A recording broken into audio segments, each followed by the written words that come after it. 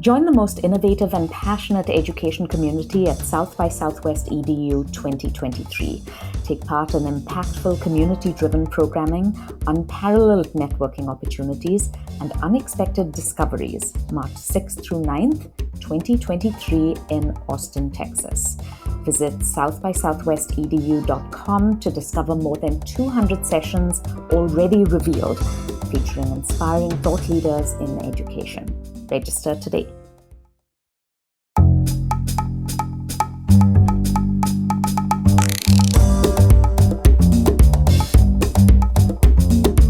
This is EWA Radio, the podcast of the Education Writers Association. I'm public editor and your host, Kavita Cardoza.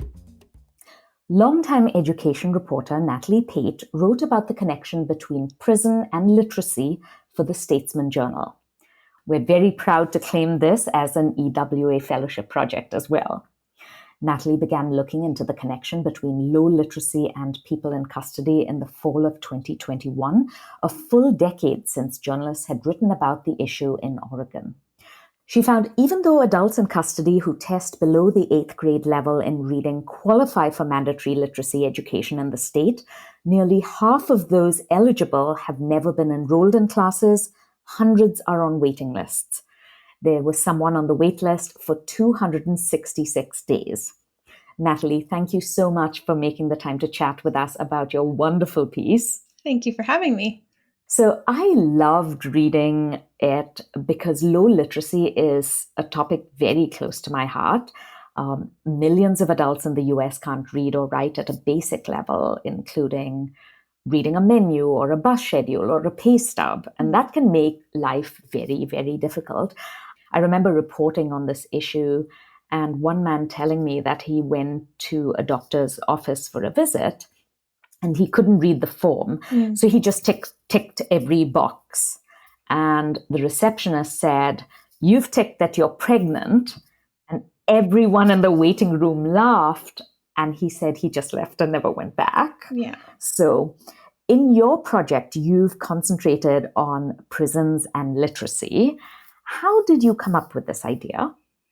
So my editor at the time, Aaliyah, and I had been talking about this statistic that couldn't quite get out of our heads. We'd seen that nationwide, an estimated 70% or more of incarcerated people can't read at the 4th grade level.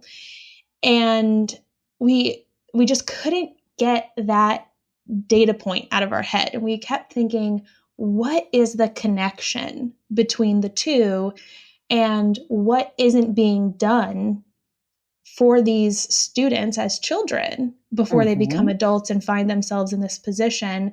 And furthermore, what's happening once they're in that position? So it came from a collaboration between myself and my editor, really kind of asking, why is this? And what else do we need to know about it? And so we met so many people who are serving time through your piece, and some of their stories are so poignant. I would love it if you could read your lead. Yeah, thank you. I would love to do that. So it begins with a vignette about a man named Vincent Valdez. Vincent Valdez's childhood memories are tinted by the vodka-filled water bottle he brought to class. "I've thrown up a couple times in the middle of the classroom," he said. "I've fallen over on the bus." Valdez grew up in what he described as a small Montana mining town. He was enrolled in special education starting in 1st grade and continuing through middle school. He began drinking around age 10. He barely passed the 8th grade, he said, attributing the accomplishment to his brother helping him complete a report about Yellowstone National Park. "I've always been a slow learner," he said. "It didn't matter how hard I tried. I would not get it. I can look at a word and, I've seen that word a million times, but I still won't know the definition or how to put it in a sentence or anything like that." I thought that was just so painful to read, Natalie, to see how he was failed as a student. And we know so much now about the pipeline to prison and things like that. Tell us about some of the people you met. Sure. So we found it particularly important with this project to speak with the students who are current adults in custody.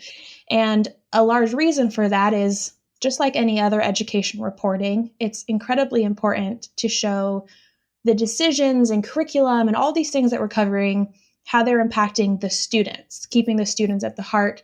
And for us, even though we were talking about prisoners, that was still the case, very much so. And in this case, we know that adults in custody are voices we very rarely get to hear from. So we made it a point in any prison we went to talk to as many people as we were allowed to. We went to 3 different prisons in Oregon and 1 in California, and we spoke with several adults who, some, both men and women. We spoke with folks who grew up with varying degrees of education, varying degrees of literacy. Some had special needs. Some, were in addiction recovery. Some had mental health conditions they were working with or living through. So it was a wide variety of people. No one person that we talked to was the same as another, except for the shared common experience between all of them in that they were incarcerated. You were talking about some of the numbers, like the 70% number is really stark. You found, though, that Oregon numbers were almost the inverse of national statistics, right? Why is that? Yeah, so we found from our analysis that about 15% of adults in Oregon prisons read below an 8th grade level. Now, that's compared to that national statistic of 70% or more of incarcerated people nationwide reading at the 4th grade level. And through all our research, we could not find anyone who could explain why Oregon's numbers were so different. It wasn't clear whether Oregon prisoners are actually more literate. Since there's no state-by-state comparative data, there's no federal oversight for it. They couldn't explain why the Oregon numbers were so different from national surveys. However, one thing that I think is particularly important to remember is that because each state, and even sometimes down to each prison, classifies these things differently. What does illiteracy mean? Are we talking the 4th grade level? Are we talking the 8th grade level, 3rd grade level? I mean, it really depends on the state and the individual prison. But one thing that Oregon does that a lot of other states don't do is they test all prisoners as they come into the facility, regardless of their education background. So they could have a GED or higher education, but regardless, they test them. Whereas in other states, they might test them upon entry, but they only do it, such as Washington State, for an example. They only test incarcerated adults if they've confirmed that they don't have a high school diploma or equivalent. So the pool of people who they're testing, what level they're testing them at, what system they're using to test them, all of that differs dramatically state to state and prison to prison. That is very progressive because we know having a high school diploma or a GED doesn't mean that you're literate. Correct. In Oregon, and a lot of states do use this system, but it's referred to as CASAS, and it's the Comprehensive Adult Student Assessment Systems, CASAS. They come into the facilities. Typically, they undergo these assessments, and it's a paper pencil test within the first 3 days of them coming into an Oregon Department of Corrections facility. And they're gauging them on a score around 235. 235 is the key number for this equation, in that an adult who scores less than 235 on the reading portion of the test is considered to be reading under an 8th grade reading level, and they are assigned those mandatory literacy courses. And so we have students that we spoke to, such as Cody Madrid, as an example, who he completed high school. He earned his diploma, but yet he now at 23 when we interviewed him, had not been able to score higher than 232, even though he had taken the test multiple times. Mm-hmm. Is he the one who took it like 10 times?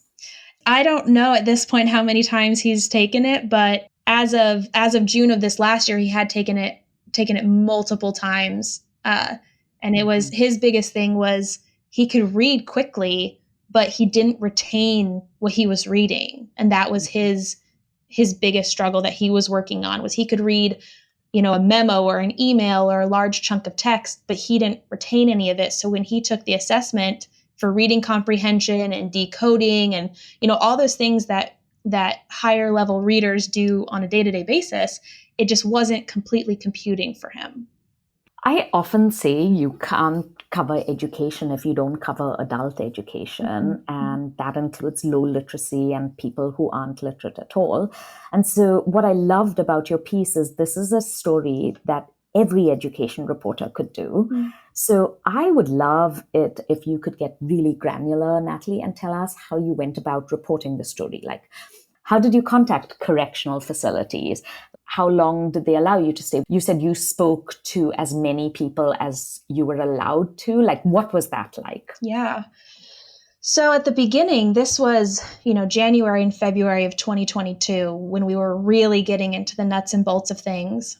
And up until that point, through the fall of 2021, a lot of my work was kind of the bigger picture, more academic research in understanding, what are the core evidence-based teachings behind literacy education, the very big picture academic stuff. And so at the start of 2022, I wanted to take the next step closer to the students and say, okay, I need to understand the systems at play. So I started emailing and calling the media contacts for the Department of Corrections here in Oregon and trying to basically get a call with anyone who would talk with me. And thankfully, they were extremely helpful, and they connected me with some of their education coordinators, the folks who actually make sure that the classes are, that there are instructors at the prisons teaching X, Y, and Z classes. And so I was speaking with both state agency officials, but I was also speaking with people who worked in the prison themselves, who planned their curriculum, who worked and graded the students, or worked with and graded the students, to get a sense of what do these classes actually look like, what classes are offered, how are they testing these students, all of those kind of the nuts and bolts of the program so I could understand it. And when I learned that the instructors for these courses are typically brought in via partnerships with community colleges, I went to the state's Higher Education Coordinating Commission and I asked for information on their end. How are they training these instructors? Are these educators qualified to teach in these environments? What are they, doing to prepare to get here? And a lot of that didn't make it in the story, but it gave me some very, very important, much needed background knowledge. So when I did talk to the instructors, I knew where they were coming from. I knew what their goals were with the students. I could ask much more in-depth questions. Getting into the prisons was absolutely the hardest part, other than being in the prisons themselves. So we'd been requesting for months, over email, over phone, checking in with our media contacts repeatedly, calling individual prisons, trying to reach out to contacts across the country and other states, trying to find pretty much anyone who would let us into their prisons. And we were doing that in several different ways. I mean, Reading Horizons is a program that Oregon is adopting as a supplementary literacy program for their adults in custody. And so we went to Reading Horizons and asked if they could make introductions of us between, us and their partners. Like, we were trying to think outside of the box as much as we could to get in.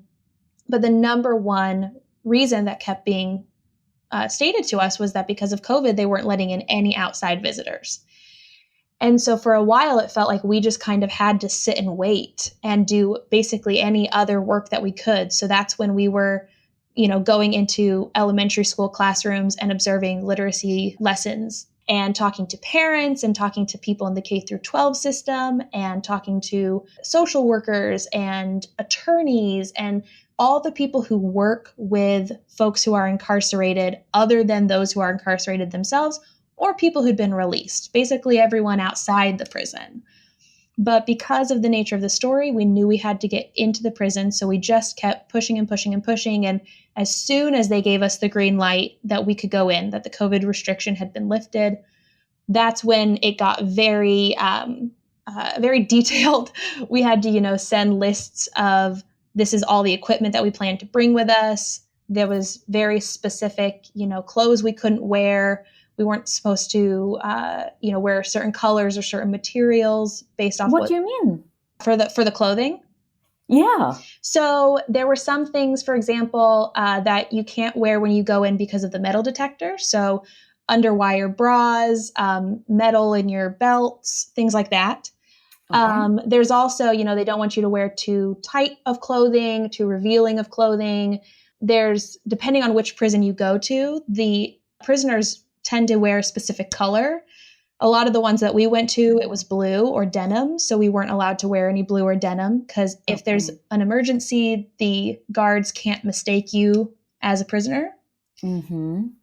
So yeah, there was a lot of like very, very, very specific things like that. A lot of the places I couldn't bring in a recorder or my phone. So I had to really take good notes. Very, very good notes. But the other thing that was really surprising to me and that I would want reporters to be aware of going into any reporting like this isn't to scare them, but it was a shock that when I first got there, they read off, you have to do a background check. They're preparing you for going in with people who have convicted crimes. And depending on where you're going, if it's a medium or maximum security facility, there are additional risks. And they do, we always had a media liaison and a guard with us at all times. Mm-hmm. But you're still going into a high risk facility. And it is a hard balance between, you want to be professional, you want to be respectful to your subjects, but you also have to be on alert. And they tell you when you go in, you could be held hostage, you could be attacked, you could be harmed. And by going in, you are acknowledging that this could happen to you. Mm-hmm. And then once we were actually in there, the thing that was so hard was we would get, depending on the prison and depending on, if we're observing a class or if we're just speaking to a group of students, you have very little time to get this subject to trust you. You're sitting down and you are diving into a very complex issue. You're talking to them about their relationship with learning and with reading and feeling capable and successful in the world. Like, we're talking about heavy subjects that can be stigmatized, that can be embarrassing. And they already have the added power dynamic of here's a reporter coming in to interview them as a prisoner, as an incarcerated person. Mm-hmm. So building that trust in a matter of seconds or minutes is a challenge. All of it comes down to even body language, making sure that it was a big deal for our photographer, Brian Hayes, and I. We felt very adamantly about introducing ourselves and making eye contact and shaking their hands. And all of that stuff sounds so basic, but it's a sign of respect to come in and treat them like you would any other source or subject. We didn't ask them what they were incarcerated for. Mm-hmm. We dealt with that on our own as a background check or vetting later. But when we're in that room with them in that moment, that's not ultimately what we care about. We're talking to them person to person. We want them to trust us with their stories. And we need to show them that we are deserving of we can take their vulnerable stories and we're going to do our absolute best to present them in a thorough, accurate way. What is class like in prison? I was surprised how similar it was to a class that I would observe in a high school or a college. I mean, the instructors who work there go, and this was true of every single prison we visited. So they went through so much care to make their classrooms feel as comfortable an environment as possible. And I'm the daughter of a retired teacher. I remember spending my summers helping my mom set up her room. And she was always so excited when she found a new puzzle or poster to put on the wall. And she arranged the seats so that it was the most conducive to learning for her classes. And these instructors did the exact same thing. I mean, we went to one that had calendars of sloths all over the walls and books everywhere and tables and colorful rugs. And, in a lot of ways, it felt like any other classroom. But at the same time, you had, reflective mirrors in the corners so that the guards can see people coming around the corner. You have security guards present. You can hear the sounds of security doors opening and locking. I mean, it is a different environment, but it's mixed in with a lot of the normal things that we're used to seeing in a classroom. Mm-hmm. And in terms of the interactions between the students and the teachers, again, very similar to what we'd see in any other classroom. The students come in for their classes, and the teachers are often up front and they're teaching a lesson, or the students are working one-on-one with a peer tutor. They're working in small groups and they're laughing and they're talking and they're having conversations or debates.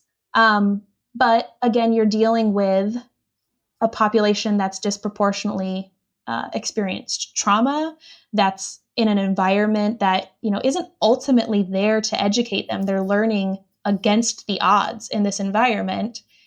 And so you also have people who, class would get paused because there was a fight in the yard and security had to go deal with that. Or, they would have to stop class so that they could go make count, where they all have to be in one place when the security is counting them. So there are definitely a lot of barriers in that environment that a traditional classroom would not have to deal with, but there were a lot of similarities too. Mm-hmm. Talking about barriers, you write that funding and access to these programs are not prioritized. What did you mean? Yeah, so to start, in terms of the limited state funding and the assertion that we make that the funding is not prioritized, that largely came down to the Oregon Department of Corrections budget. They operate on an approximately $2 billion budget per biennium.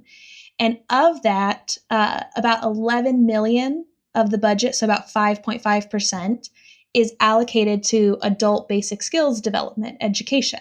And that is a very broad umbrella category that covers everything from basic reading skills to GED prep. So there's no funding allocated specifically for low-level readers in Oregon prisons at the time that we published this series. Now, they estimated that money, when it's broken down per student, we're looking at about $3,000 to $3,500 per student for these services. But if you look at per pupil spending for K through 12 students, U.S. Census data show that it's closer to $12,450 per student. So a very notable big gap difference between the two, yes. Mm-hmm. Yes. And what about partnerships with, you had written somewhere that, these facilities had partnerships with housing and employment organizations, but not with literacy? Correct. Yeah. So one of the things that I thought was particularly interesting was that the Department of Corrections has established partnerships with groups that can help them with things like work placement. It can help them with navigating housing, like you mentioned too. And there's various things that could be done to help students in terms of continuing their education upon release. But at least at this point, the DOC doesn't have any established partnerships to continue literacy education specifically. And so one of the folks who we talked to is Vivian Ang, and she works with she's in charge of the Mid-Valley Literacy Center here in Salem. And she said that they've worked with people from the county jail and from the county adult drug court, and that they've wanted to partner with the DOC for years, and it just hasn't happened. And there are groups like that who are wanting to help, who are saying, we won't create any barriers. If there's an adult who's released from prison who wants to continue their adult literacy education with us, we are here. We want to offer you scholarships. We want to offer you opportunities to be tutored. And so far, Corrections has not made that a formal partnership the way that they have for other services. What are some of the resources, say someone, I don't know, in Illinois, say, who wanted to report on this issue in their area would look at? What are some of the national resources you can think of? Mm-hmm. Yeah, I mean, I spoke with some folks at the federal level to get a sense of, what we can be looking for in the future. I will say that on a national level, it's very limited. However, I spoke with Sean Addy, who's the director of correctional education for the U.S. Department of Education. And he was extremely helpful in being able to explain like the lack of federal or state by state comparison data. But he was able to point me to some comparative data that's available through the National Reporting System for Adult Education. And they track the Adult Education and Family Literacy Act, which is also known as Title II. And Title II programs, they receive set funding because of the type of programs that they have. They have to meet certain criteria. And the states report back to the federal systems in order for all of this to be collected for national data. The big caveat I will give reporters, though, is states are only required to report on a set list of outcomes, and they're not required to use federal funds for correctional education. So again, that's one of the few national systems I can really point to get started, but it has these big, gaps in it to say, right. If you're in Illinois or if you're in one of those states, definitely try to find those databases. Just know that it's extraordinarily limited. Find as many national sources as you can. You can call, we spoke with Professor Michelle Deitch she's a senior lecturer at the University of Texas at Austin, and she's the director of the school's Prison and Jail Innovation Lab. Now, I am not a Texas reporter. However, she is an example of someone she's a national expert on this. She's looked at it in several states, and she was able to really provide context and understanding to what I was learning through my research. So there are people like that you can find in any state and across the country who want to help. There's a very dedicated group of people out there looking at this. It's just not really coordinated across the board. Another helpful resource might be the National Adult Literacy Survey. You just have to be careful on when they came out, who all they interviewed. And to the point that we made sure to mention earlier was, what are they defining as literate or illiterate? So if it's the 4th grade level, okay. If it's the 3rd, the 8th, you want to make sure that you're clear on that, because a lot of times you don't get that apples to apples comparison. Did anyone you interviewed from prison read the article? And what were their reactions? Yes. So we were very adamant that we wanted the folks who we talked to be able to read it. A lot of times, though it's limited when we get to talk with prisoners, a lot of times when we are talking to them, it's not about positive news. And in this case, this was an opportunity for them to say what they're learning and why they want to learn. Why are they in those classes? And why is it important to them to learn to read? And how are they going to use this to better their future? So I was surprised by how many of them were excited to speak with us and equally wanted a copy. They wanted to read it. They wanted to send it to their family. They wanted their family to put it in a scrapbook. They were so excited for the article to come out. And so on the day that it published in print, I drove all around Salem and bought as many physical copies as I could so that I could send them to the prisons. A lot of them have limited internet access. And so I wasn't sure if they'd be able to read the full story online, but I made sure that all of our agency contacts, anyone who worked with the prisoners but had access, to email and internet outside of the prison, I made sure they got the link, but then I sent 4 or so copies to every prison that we went to so the classes could see it as well. And it was very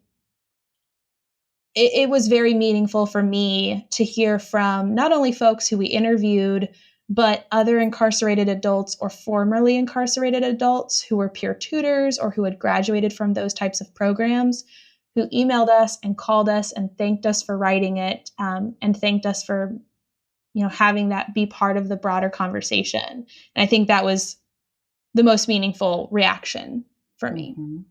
You have this beautiful quote when talking about why prison literacy is important.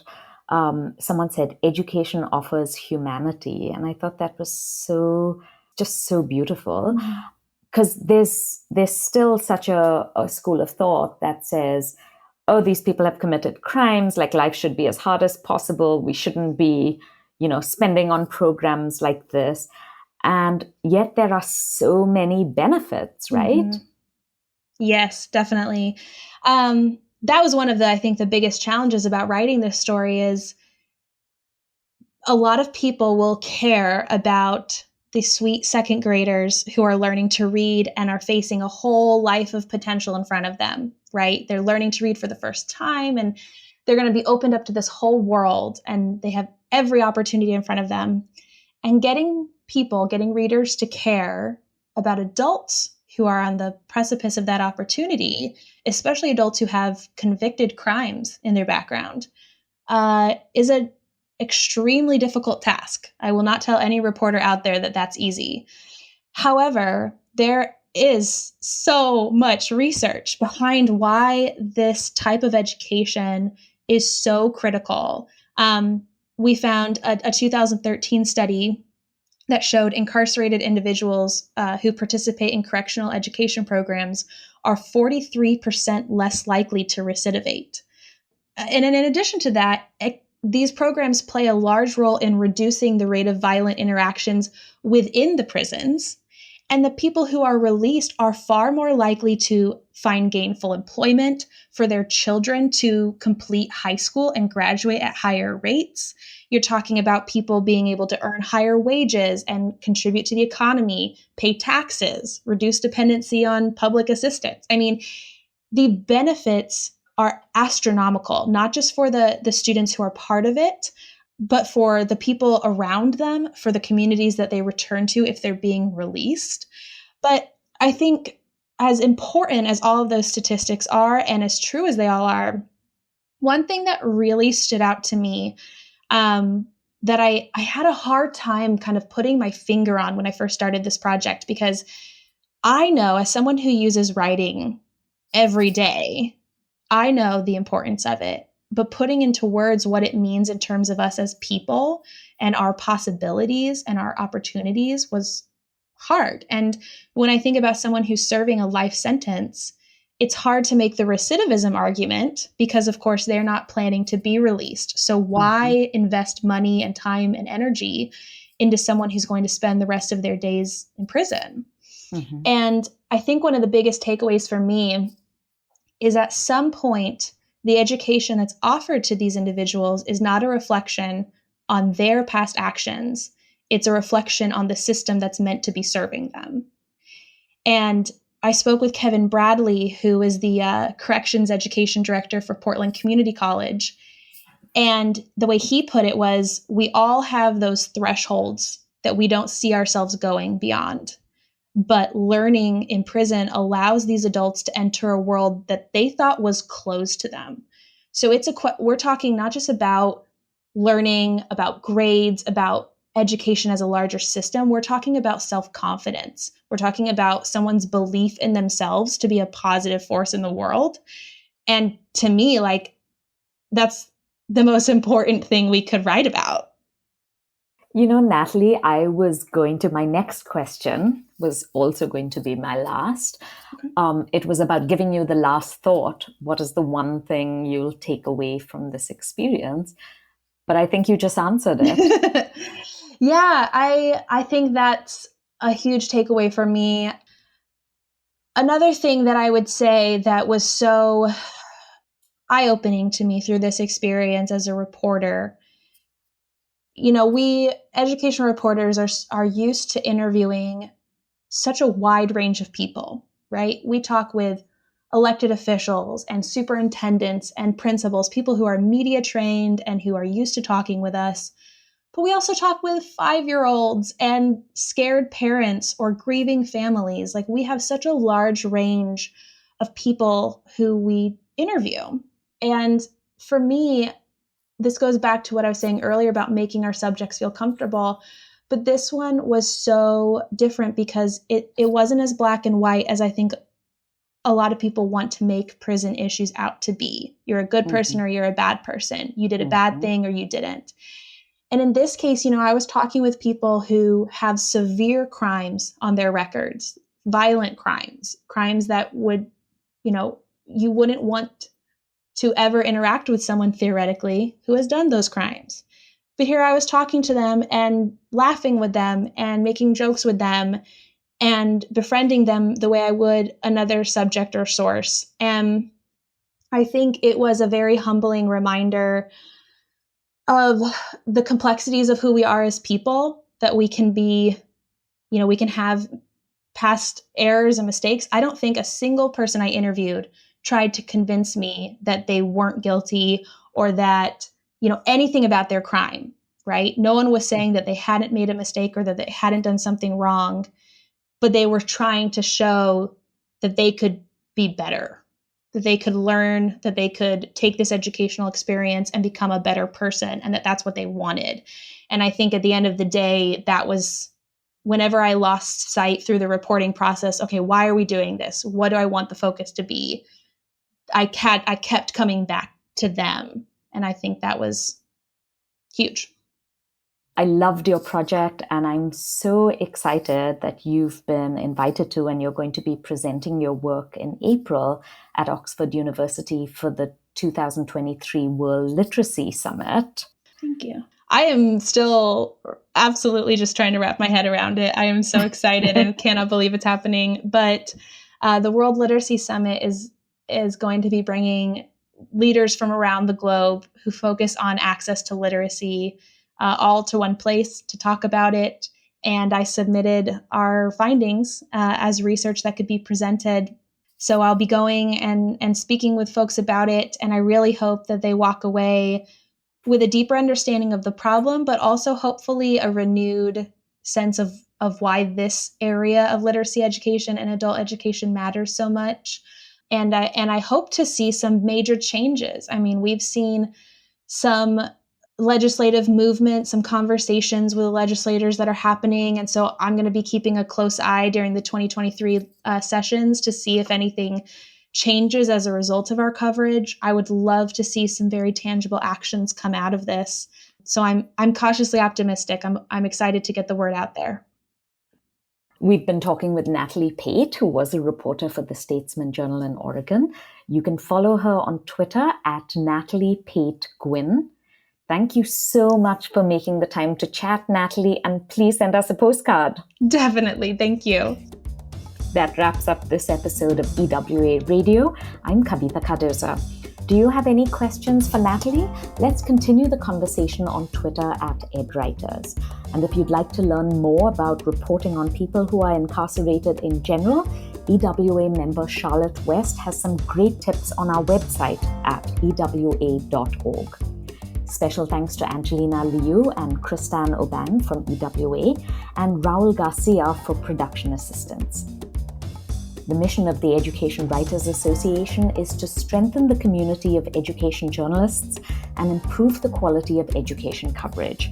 For more than 75 years, EWA has helped reporters get the story right.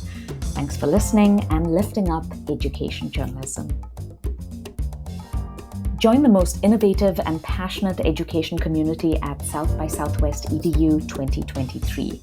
Take part in impactful community-driven programming, unparalleled networking opportunities, and unexpected discoveries March 6th through 9th, 2023 in Austin, Texas.